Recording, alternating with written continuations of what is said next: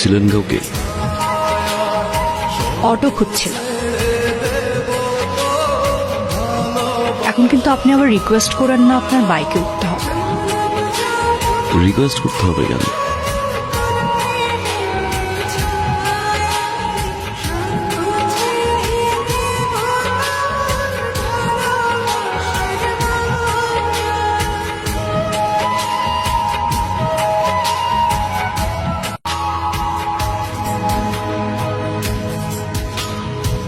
জিজ্ঞেস করবেন না আমি কতটুকু ভালোবাসবো?